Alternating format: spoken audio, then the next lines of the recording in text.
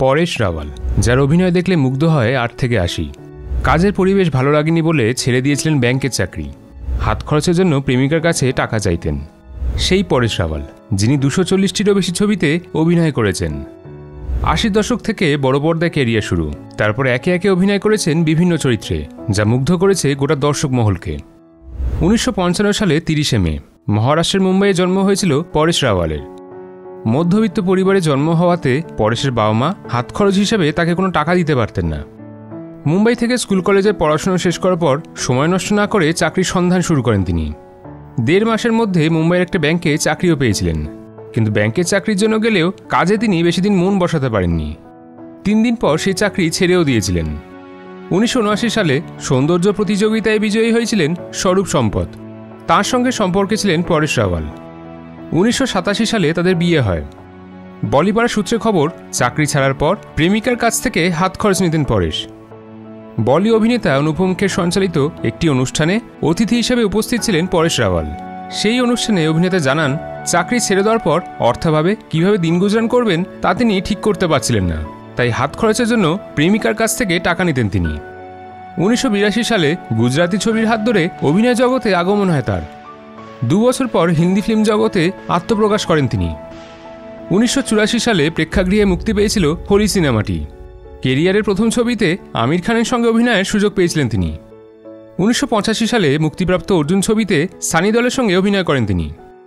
১৯৮০ থেকে ১৯৯০ সাল পর্যন্ত প্রায় ১০০টিরও বেশি ছবিতে অভিনয় করে ফেলেছিলেন। বর্তমানে কৌতুকাভিনেতা হিসেবে জনপ্রিয় হলেও একসময় একাধিক হিন্দি ছবিতে খলনায়কের চরিত্রে অভিনয় করতে দেখা গিয়েছে তাকে।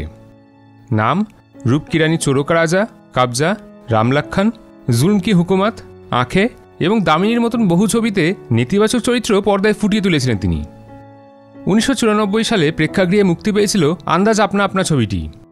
আমির খান, সালমান খান, করিশ্মা কাপুর এবং রবিনা ট্যান্ডন অভিনীত এই ছবিটি বক্স অফিসে তেমন ব্যবসা করতে পারেনি, তবে সেই ছবিতে দ্বৈত চরিত্রে অভিনয় করে নজর কেড়েছিলেন পরেশ রাওয়াল। তারপর থেকেই কৌতুকাভিনেতা হিসেবে যাত্রা শুরু করেন তিনি।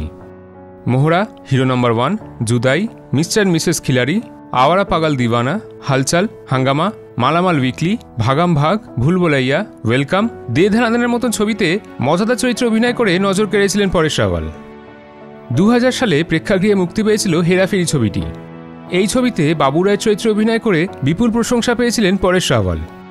পরেশের সঙ্গে অক্ষয় কুমার এবং সুনীল শেট্টির যৌথ অভিনয় মনে ধরেছিল দর্শকের। হেরাফেরি ৩ ছবিটি মুক্তি পাওয়ার পথে। এই ছবিতেও বাবু রায়ের ভূমিকায় দেখা যাবে পরেশ রাওয়ালকে।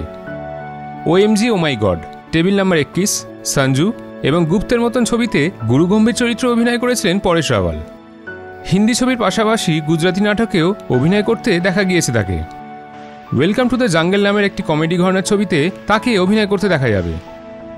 আপনি এইভাবেই অভিনয়ের মাধ্যমে আমাদেরকে উপহার দিতে থাকুন। আপনি দীর্ঘজীবী হন।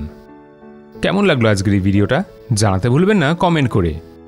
নানা বিষয়ের ওপর ভিডিও দেখতে হলে এই পেজটি ফলো করুন।